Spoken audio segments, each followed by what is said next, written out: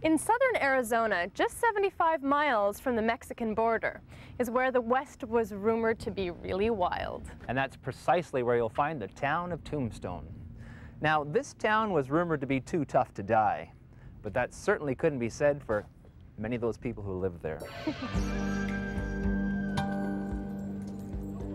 Many of Tombstone's early residents fell victim to its rip-roaring past. But the bustling town of 100 years ago is a much smaller and quieter version of its former self.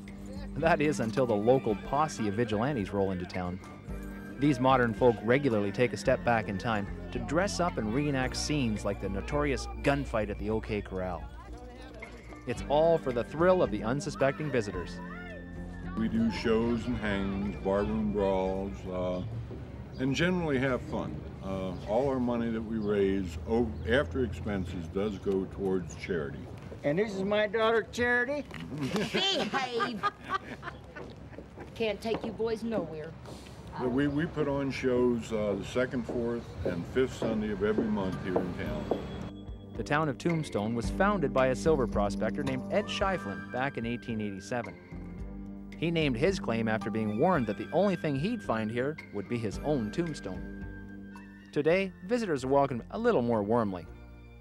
Take a stroll down the Allen Street Boardwalk and you can see Tombstone as the original gunslingers did. Of course, in those days, horsepower came from real horses and the locals were considerably more cranky.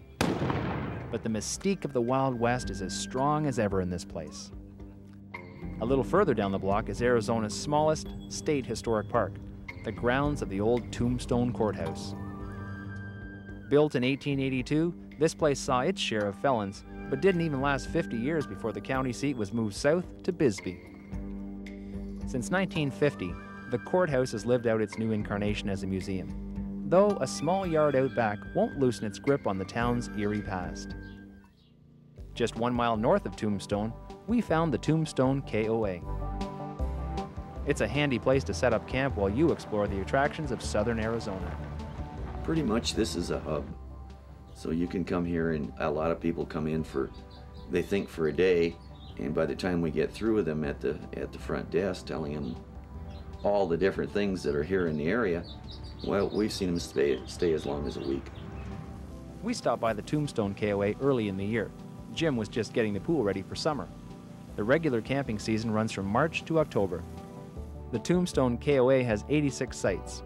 Over half of them are pull-throughs, and many have full hookups available. The details here are in keeping with the Wild Western spirit, right down to the site markers. And if the kids feel like camping out, you can rent one of the camping cabins. In a single room, the cabins house a double bed and bunk beds. There's enough room for a family of 4. The furnace will take the chill off those desert nights, and the air conditioning means you're always comfortable. So drop on by, tie up your horse, and enjoy the best of the West from your base camp in Tombstone.